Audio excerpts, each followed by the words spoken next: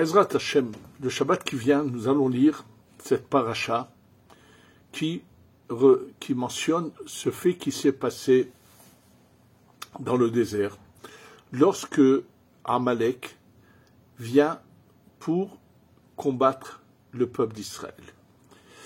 Et on voit que Akadosh Baruch Hu nous demande de nous souvenir de cela, qu'il faut arriver à ce qu'Amalek soit totalement anéanti.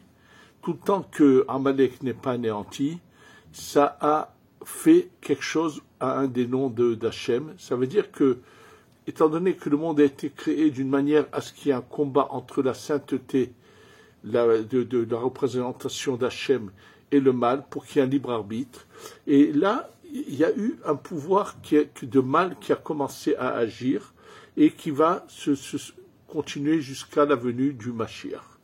Donc on nous dit, Zachor et Asher asa Amalek, souviens-toi le mal que tu as fait à Amalek. En fait, il va faire du mal, surtout sur un plan spirituel, où un des mal, c'est un des mots qu'il fait, c'est que le monde, c'est tout un... Les choses se font parce que c'est pas la main divine qui gère les choses. Attention quand on nous prévient de se souvenir de cela, qui fait dépendre tout c'est pas du hasard quelque part. Il faut savoir que même ceux qui sont de bons croyants se rendent pas compte souvent qu'ils gèrent toute leur vie, tous leurs projets par rapport à la vie dans son quotidien, sans penser du tout qu'ils sont en train de vivre dans une illusion et que c'est pas le but de la vie. Et donc, ce mal de Amalek, on nous demande de s'en souvenir, et à la fin, c'est marqué Timhe et Zecher Amalek, il faut effacer le souvenir de Amalek.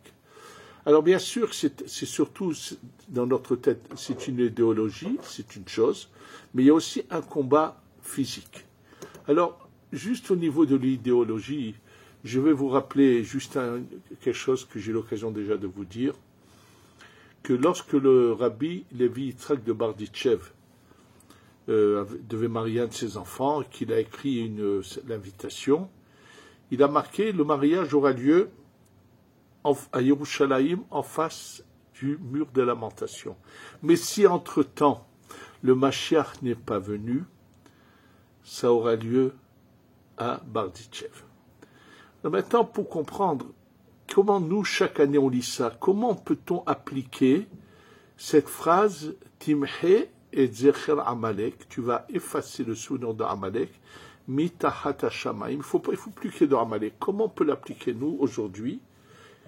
Comment peut-on le faire? Alors, pour qu'on explique cela, pour comprendre bien cela, il faut que je vous rappelle un fait de notre histoire. Ce que je vais vous dire se trouve dans ce livre qui s'appelle Sefer Melachim, les rois, le deuxième volume, les chapitres 18, 19 et 20. Un des derniers rois de David, ça veut dire, puisque vous savez que la royauté a commencé avec David, ensuite avec Shlomo, et malheureusement, après Shlomo, la royauté va se scinder en deux parties. Il va y avoir Rechavam, le fils de Shlomo, qui va être roi uniquement sur deux tribus, Binyamin et Yehuda. Et il va y avoir Yeroham ben Nevat, premier roi des rois d'Israël, qui va être roi sur 10 tribus. Ça va continuer comme ça, et finalement, tout va être annulé lorsqu'il va y avoir la destruction du temple et que lorsque va y avoir la fin de ce royaume. Et un des derniers rois de la lignée de David Shlomo Rechavam, qui est un grand tzaddik, c'est le roi Hezkiya Melech Yehuda. C'est ça qu'on dit le roi de Yehuda, puisqu'il il est roi sur Yerushalayim, ça veut dire Binyamin et Yehuda, c'est deux tribus dans lesquelles se trouve Yerushalayim. Il est à son époque, c'est le prophète Yeshayahu Hanavi. Maintenant, pendant la période de ce royaume de Chezkiya, alors Chezkiya était un roi un très grand tzaddik, et il arrive à imposer que partout la Torah soit étudiée. Il va l'imposer que tout le monde va faire le Shabbat, la Torah va être étudiée.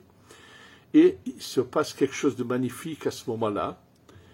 Et voilà que Sanherib, un roi étranger, d'abord il a eu des problèmes avec le roi de Hachour, qui cherche à le combattre, et lui ne veut jamais au combat. Il va même payer une tribu pour avoir la paix, mais finalement, le roi Sanherib vient avec 180 000 unités. C'est pas 180 000 hommes, 180 000 gaïasot, c'est des unités de combattants. Donc le chiffre est faramineux, vient siéger autour d'Yerushalayim. Et là, le roi Hezkia va faire des tfilotes. Et va prier Hachem. Et là, il se passe quelque chose d'inimaginable. C'est que Akadosh Baruch Hu écoute la tfila du roi Hezkia et vient un ange pendant la nuit et décime, anéantit toute cette armée qui serait peut-être en millions, parce que je vous dis c'est 180 000 unités c'est incroyable ce qui a pu être emmené comme personne pour siéger devant. Ils étaient persuadés que par la force, ils auraient le dessus, par le nombre. Et finalement, donc, le matin, c'est fini, il n'y a plus d'armée. Alors vous allez vous imaginer que certainement, quelle putréfaction il y aurait autour d'Yerushalayim. Alors sachez que beaucoup ne connaissent pas cela, mais au moment de la sortie d'Égypte, quand les Égyptiens ont été engloutis, malheureusement il y avait surtout ceux qui accompagnaient l'armée Israël, ces Égyptiens convertis, qui ont peur, qui ont dit oui, nous on a été sauvés, on est sortis de la mer par là, mais peut-être que ceux qui nous suivaient vont sortir de notre endroit et on va de nouveau se retrouver devant le même problème. Ils vont venir nous combattre. Et là, qu'est-ce qu'a fait Akadosh Baruch Hu? Il demande à la mer d'éjecter tous les corps des Égyptiens. Et au moment où Akadosh Baruch Hu va demander à la mer d'éjecter les corps des Égyptiens, la Gemara dit que les poissons sont venus se plaindre. Attention, comme nous le dit le Ben Ishraï, les poissons n'ont pas de bouche, ne sont pas venus se plaindre, mais toutes les poissons qui se trouvent dans la mer ont un ange là-haut, leur source spirituelle qui les représente, et c'est cette source spirituelle qui représente les poissons est venue devant Akadosh Baruch Hu. Ils lui ont dit, Akadosh Baruch Hu, depuis quand quelqu'un donne un plat à son serviteur, une belle assiette avec tout ce qu'il faut pour manger, et quand il s'approche pour manger, hop, il lui retire l'assiette. Eux, les poissons, ils étaient en train de se réjouir de tous ces corps qui sont engloutis dans l'eau. Ils allaient avoir à manger pour un moment. Alors, et tout d'un coup, la mer éjecte tous les corps. Et quand ils ont vu les Bnei Israël, que tous les Égyptiens morts, ils ont compris qu'ils n'ont plus de risque à avoir. Alors, qu'est-ce qu'il a répondu à Kadosh Baruch Hu, à la source spirituelle, à cet ange qui représente les poissons? Sache que je me rattraperai à l'occasion. Et là, lorsque l'armée de Sanherib est décimée, il se passe un miracle, c'est que tous les corps vont rouler jusqu'à la mer puisque Yerushalayim est d'accord en hauteur, mais c'est quand même un grand miracle que tous les corps vont aller jusqu'à la Méditerranée et être éjectés là-bas. Et donc Hachem va redonner aux poissons ce qu'il leur avait pris à ce moment-là. Et là, il faut savoir que à ce moment-là, la Gemara nous dit que quand il y a eu ce miracle, Hezkia a commis une erreur. Quelle est l'erreur qu'a commis Hezkia? C'est qu'il n'a pas tout de suite décrété un jour de remerciement, de chansons, la Gemara dit qu'en réalité, Akadosh Baruch Hu, comme Hezkia voulait faire de Hezkia le Mashiach, et de cette guerre de Sanherib, Gog ou Magog, et ça y est, on serait passé à l'étape suivante. Alors, bien sûr, et comme il n'a pas dit il n'a pas remercié, il n'a pas chanté à Hachem pour le remercier de ce miracle fabuleux, ça ne s'est pas passé comme ça. Alors d'abord, on va expliquer ce que veut dire la Gemara et apprendre beaucoup de choses. Déjà, de cette Gemara, on voit que il n'y a pas eu de combat finalement. C'est juste Sanherib qui est venu siéger devant Yerushalayim, mais il n'y a jamais eu de combat. Donc déjà, c'est une preuve évidente pour tous ceux qui ont fait les faux prophètes, qui ont dit qu'il va y avoir la guerre mondiale, et la guerre, toutes sortes de choses, qu'il doit y avoir Gog et Magog. Premièrement, il faut savoir que le Chafetz Chaim avait prévu qu'elle serait en 3 parties, que la Première Guerre mondiale était une partie de Gog et Magog, la deuxième aussi, et que la 3e phase serait une guerre d'idéologie, non pas physique. De toute façon, quoi qu'il en soit, on voit bien que le fait même qu'il ait siégé sur Yerushalayim, c'était considéré comme s'il y a eu un combat, et donc, sans combat finalement, Akjouchou voulait considérer ce siège comme Gog ou Magog, et faire de Cheskia Melech Yehuda le Mashiach. Problème, bien sûr, qui se pose, c'est comment c'est possible qu'à cette époque-là, déjà, serait venu le Mashiach, étant donné que tout ce qui retarde la venue du Mashiach, et que ce sont ce qu'on appelle ces birourim, ces parcelles de lumière que nous devons chercher et faire monter vers le haut. Or, le roi Cheskia, c'est juste un peu avant la destruction du temple, donc ça fait tellement longtemps. Comment se fait-il qu'il aurait pu y avoir le Mashiach, puisqu'il restait encore la quantité énorme d'étincelles de lumière à sortir et faire monter? Alors sachez que la réponse se trouve dans la Gemara de Sanhedrin. La Gemara de Masechet Sanhedrin nous parle nous explique ce verset qu'il y a dans Daniel où c'est marqué Be'ita Ahishena, qui veut dire Be'ita en son temps, Ahishena je vais devancer. La Gemara dit Zachou, s'ils ont eu le mérite, Ahishena, lo Zachou Be'ita, qui veut dire que le nombre de parcelles de lumière que nous devons sortir du mal a une limite, a une fin, et qu'il y a un moment, passez pas un jour, une heure précise, c'est une période qui s'appelle Be'ita, où ça ne peut pas être dépassé, même si personne ne fait rien. Tous les jours, il y a ces parcelles d'étincelles sortent de l'or, sortent et montent vers le haut, et donc pour passer à l'étape suivante. Et c'est marqué que si ils ont mérité Achishena. Or, le roi Cheskia a eu la grandeur d'obliger tout le monde, tout le Ham Israël étudiait la Torah, tout le monde faisait Shabbat. Ça veut dire qu'il a réussi à devancer toutes les parcelles et il avait tout rassemblé, donc il était arrivé presque au bout des choses. Malheureusement, lorsqu'il n'a pas fait ce remerciement, il y en a qui ont commencé à fauter de nouveau, ces parcelles sont retombées et on est où on en est.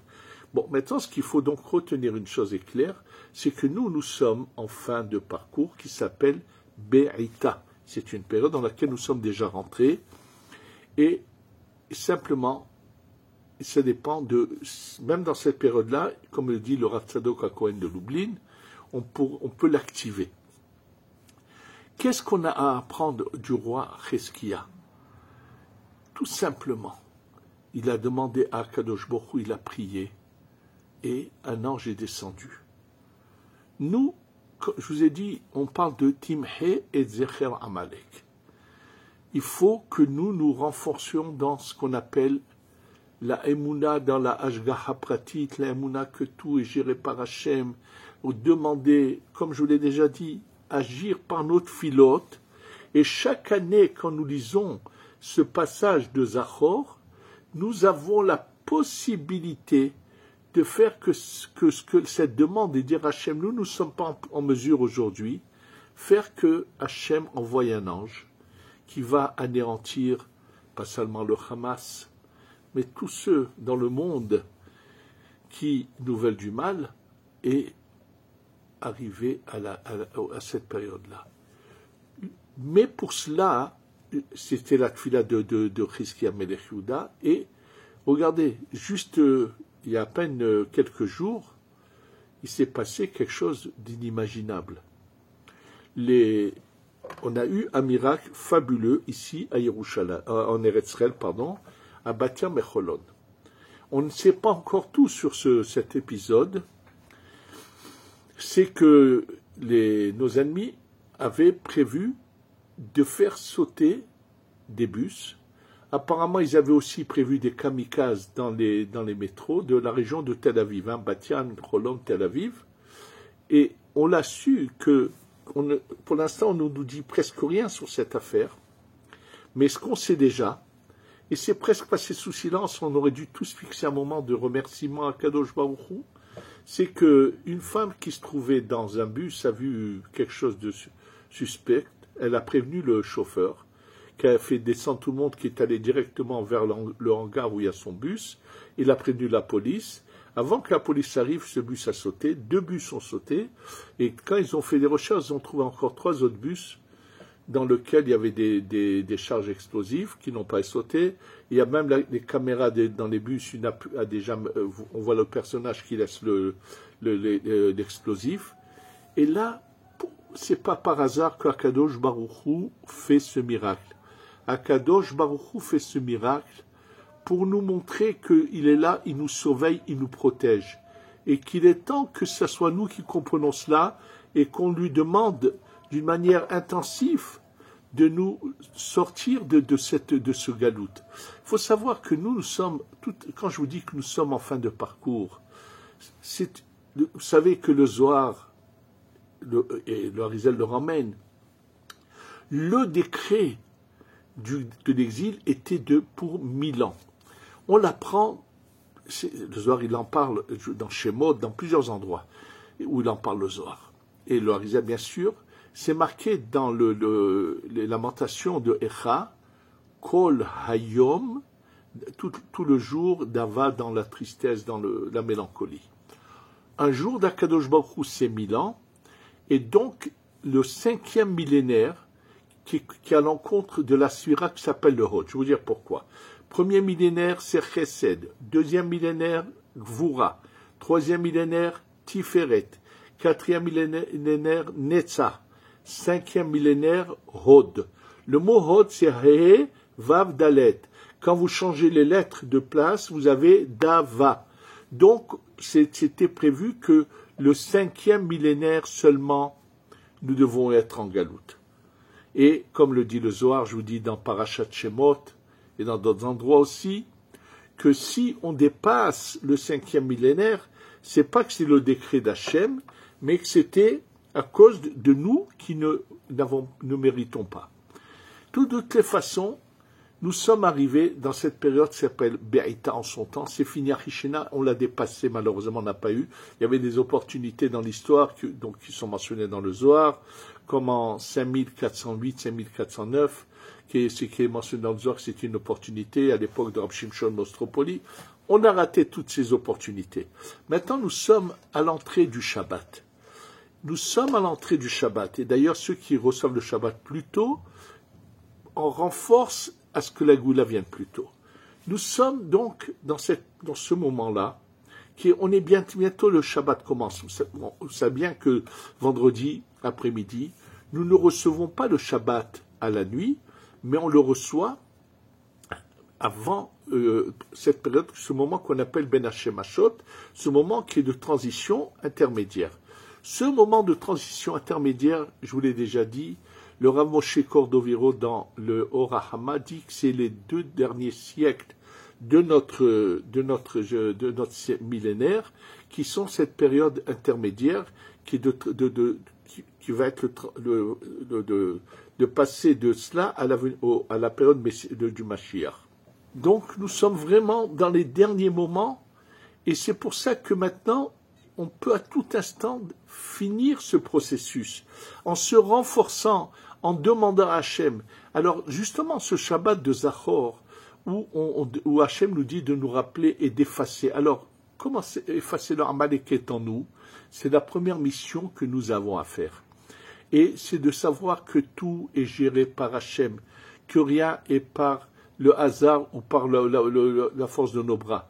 Et comme je vous l'ai dit, si on en est vraiment conscient, alors comme j'ai eu le bonheur et la joie de lire un message que m'a envoyé quelqu'un qui a tellement pris conscience qui a abandonné certains avantages qu'il avait en France pour finalement venir déjà maintenant. Et bien sûr qu'il a une notre bracha pour réussir. Amen. Et comme je ne cesserai de vous le dire, nous pouvons accélérer ce processus en agissant et en voulant et en réclamant à Hachem. Quand vous voyez des gens qui ont des projets sur des années, comme si ils sont vraiment complètement à côté de la réalité, ils ne comprennent pas que c'est ce processus qui a commencé, comme l'avait déjà dit, le Kuntras Yahieli, c'est un livre qui a été écrit par Rabbi Yitzhak Alfiyeh, qui avait fait les comptes, qui avait dit, nous savons que la lumière du Shabbat commence à la 5e heure, c'est en 5708, l'année où est déclaré l'État d'Israël, et qu'en 5750, nous sommes après Chatzot, où la lumière du Shabbat, au fur et à mesure qu'on avance, la lumière de Shabbat, quand je parle du Shabbat, je parle du 7e millénaire, comme le dit le Ramban, que si on veut comprendre l'histoire, il faut se référencer aux 6 jours de la création. Et nous savons que le vendredi, au fur et à mesure qu'on se rapproche de l'entrée du Shabbat, et le Shabbat, c'est pas seulement avant Ben Hashemashot, il y a ce qu'on appelle Tosefet Shabbat. Donc, on a vraiment à la fin de ces étincelles de lumière qui restent, qu'on doit finir, et qui peuvent en un instant. Et de la même manière qu'à l'époque du roi Hizkiya, lorsqu'il a fait cette fila, un ange est descendu et a anéanti l'armée de Sanherib, il faut qu'on soit conscient dans ce mois de Hadar, où on va rentrer juste après Zachor, on va rentrer dans les 30 jours avant Pessah. Et or, il est mentionné que 30 jours avant Pessah commence la lumière de la Géoula. Oui, le rabbi Avraham Azoulay dit chaque année, 30 jours avant Pessah, Hachem commence à se déclencher cette lumière, qui est la lumière de ce qu'on appelle la Bina qui vient délivrer. Et croyez-moi que tout dépend que de nous, qu'il s'agit de renforcer autour de nous tout le monde, prendre conscience d'Hachem, ça y est, ça suffit, anéantis nos ennemis, ramène-nous à Yerushalayim et fait descendre le Beth Amikdash. Nous pouvons, dans ce moment, chaque année, quand nous lisons cette paracha de Zachor, où il faut anéantir Amalek, mais il faut d'abord sortir le Amalek qui est en nous. Bien sûr que, comme je vous l'ai déjà dit plusieurs fois, le Amalek qui a parmi nous, Rashi le définit lorsque c'est marqué dans ce verset qu'on va lire, Asher Karecha Baderer, il dit qu'il a refroidi la Emouna qui était en nous, il fait dépendre tout par le hasard Mikra Zeman, et également faire vouloir les mauvaises unions comme l'homosexualité. Nous devons bannir cela à tout prix, comprendre que c'est Amalek qui a vraiment fait naître quelque chose qui n'est pas une réalité, qui est que de l'imaginaire, et qu'il faut brûler, faire sortir, repousser et bannir cela à tout prix. Et que chacun se renforce, chacun fasse des pas en avant pour se séparer de Amalek et dire Hachem, nous ne demandons pas pour nous mais pour ton honneur, puisque tout le temps qu'Amalek existe, l'honneur d'Hachem a été quelque part touché. Et si nous demandons ça avec tout notre cœur, sachez que dans ce Shabbat Zachor, on va pouvoir réussir. Et il tombe quand? Avec quel paracha? Ve'ata tetzave et bnei Israël v'yikru elecha shemen zayitzach. Et toi, tu vas donner l'ordre au bnei Israël, ils viendront vers toi prendre l'huile pure. Qu'est-ce que cela veut dire? Dans la paracha d'avant, quand on parle de Trouma, c'est marqué, ils prendront pour Hachem ce qu'il faut pour le Mishkan, pour le tabernacle. Oui, pour le tabernacle, chacun doit être un tabernacle ou faire régner Hachem. Mais l'huile d'allumage de la menorah est le symbole de la Torah. Il faut dire à chacun, allez chercher à fixer des moments, étudier la Torah, comme l'a fait le roi Hizkiya. C'est ça qui a provoqué que le roi Hizkiya allait devenir le Mashiach. Chercher à fixer des moments de Torah. Je vois des jeunes qui me parlent, qui sont en France, qui passent leur soirée dans des boîtes de nuit. qui sont dans le Amalek même, ils sont en plein dans la culture de Amalek, qu'ils arrêtent il faut quitter cette culture qui est vraiment malsaine, qui est celle de Amalek, qui se rapprocher de la Torah, qu'on doit encourager tous à penser à une chose, c'est que fonder des foyers dans la pureté, dans la sainteté, on doit tous se renforcer, et je vous le dis encore une fois, nous sommes très proches de cette Géoula, c'est pas que de nous, et si on fait tous des efforts, alors Be'ezrat Hashem, on a des signes très clairs que nous ne sommes pas loin, c'est marqué que lorsque Rome va tomber, l'armée Israël va monter, et je fais allusion à des choses que beaucoup comprendront, que nous sommes vraiment pas loin, que bientôt cet ange qui va venir, cette force que va envoyer le Mashiach pour anéantir nos ennemis va bientôt se réaliser, et que non seulement que nos otages reviendront, mais tous ces barbares du Hamas ou d'ailleurs, tous ces barbares vont payer très cher tout le mal qu'ils ont fait. Et Hachem va venger tout le sang de ces enfants qui ont été versés, et va Be'ezrat Hachem bientôt montrer au monde entier qui est le maître du monde et qui est son peuple et qui sont ses enfants. Alors Be'ezrat Hachem, renforçons-nous pour que cette année, je vous le redis, on ait la chance d'être au Beth Amikdash pour le Korban Pessah. Amen, ve Amen.